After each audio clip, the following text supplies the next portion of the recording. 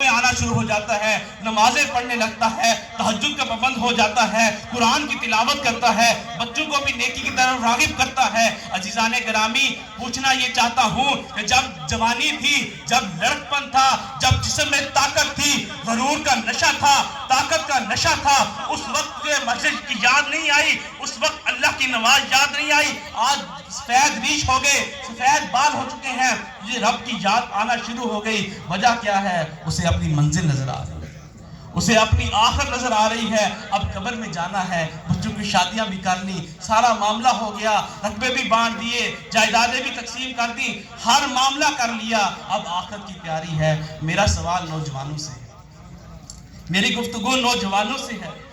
تو جن بوڑھے تھے انہوں نے تو اپنی زندگی گزار لی، انہوں نے تو اپنا جو عمر گزارنی تھی وہ گزار چکے ہیں۔ اے نوجوانوں، اے اللہ کے مصطفیٰ کے حبیب کے غلاموں، سنیے کہ نوجوان جب توبہ کرتا ہے تو رب کو کتنی خوشی حاصل ہوتی ہے، رب کتنی خوشی کے عالم میں ہوتا ہے کہ توبہ کی، جوان کی جو توبہ ہے اللہ بڑا خوش ہوتا ہے۔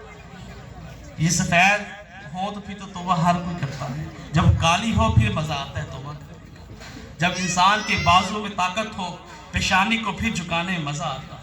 جب انسان کی گوڈوں میں طاقت ہو، گھٹنوں میں طاقت ہو، پھر پیشانی کو جھکانے میں مزہ آتا ہے۔ تو عزیزان گرامی، ایک نوجوان، پچھلے وقتوں کی بات ہے، وہ سفر کے لیے نکلا۔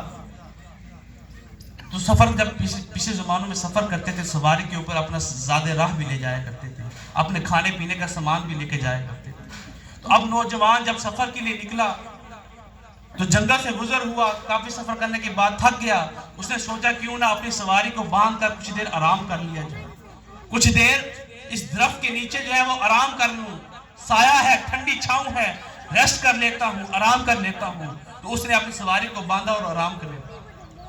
تو جب آنکھ کھلی کیا دیکھتا ہے کہ سواری غائب ہو چکی ہے، سواری نہیں ہے۔ اس کے اوپر پانی بھی تھا، خوراک بھی تھی، کھانے پینے کا سامان تھا، زاد راہ تھا۔ پریشان ہوا، کبھی اس طرف جاتا، کبھی مشرق، کبھی مغرب، کبھی شمال، کبھی جنوب، جنگل بیابان۔ تو جب چاروں طرف گھوم آیا، سواری نظر نہ آئی، اپنی موت کو یاد کرنے لگا کہ جنگل بیابان ہے، درندے بھی ہوں گے، جنگل کا بادشاہ شیر بھی ہوگا، سارے خطرناک جانور ہوں گے، کہ آج میری موت کا وقت قریب آ چکا ہے، کہ آج بس موت کا انتظار کرنے لگا، نہ کھانے کے لیے کچھ ہے، نہ پینے کے لیے کچھ ہے۔ یہ آج کا زمانہ تو تھا نہیں کہ گوگل پر سرچ کرتا، موبائل نکالتا، فیس بک پہ اپنے دوست کو بلاتا میرے لیے کھانا لے آ، میرے لیے سواری لے آ۔ یہ آج کا دور نہیں تھا، یہ پچھلے زمانوں کی بات ہے۔ تو وہ شخص بڑا پریشان ہوا، بڑا حیران ہوا کہ اب موت کو یاد کرنے لگا۔ یاد کرتے کرتے اس کو پھر نیند آ گئی، یاد کرتے کرتے اسے پھر نیند آ گئی۔ جب نیند آئی، آنکھ کھلی تو دیکھا سواری پھر موجود ہے۔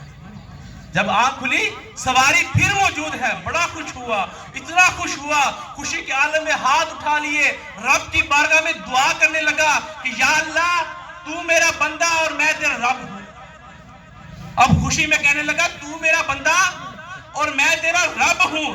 کہنا تو تھا کہ تو میرا رب اور میں تیرا بندہ ہوں، لیکن خوشی اتنی کہ کہنے لگا تو میرا بندہ میں تیرا رب ہوں۔ اللہ فرماتا ہے کہ اگر انسان اپنے ذات راہ سفر کے اندر سواری کو جو ہے وہ گم ہو جائے، اسے سواری مل جائے، اسے اتنی خوشی ہو، اسے پتہ نہ چلے کہ کہنا کیا ہے، رب کہنا ہے یا بندہ کہنا ہے۔ کہنا تھا کہ یا اللہ تو میرا رب اور میں تیرا بندہ، کہنے لگا میں تیرا رب تو میرا بندہ۔ اللہ فرماتا ہے جب انسان نوجوان ہو، بال سیاہ ہو، لڑکپن ہو، طاقت کا نشہ ہو، غرور ہو، تکبر ہو، اس وقت عاجزی کرے، میری بارگاہ میں آئے، توبہ کرے، میں رب کی ذات اس سے بھی زیادہ خوش ہوں، میں رب کی ذات اس نوجوان سے اس سے بھی زیادہ خوش ہوتا ہوں کہ میری بارگاہ میں آ کے توبہ تو کرے۔ یا گناہ ہو جاتے ہیں، گناہ کس سے نہیں ہوتے؟ انسان خطا کا پتلا ہے، خطا انسان سے ہوتی ہے، لغزش انسان سے ہوتی ہے،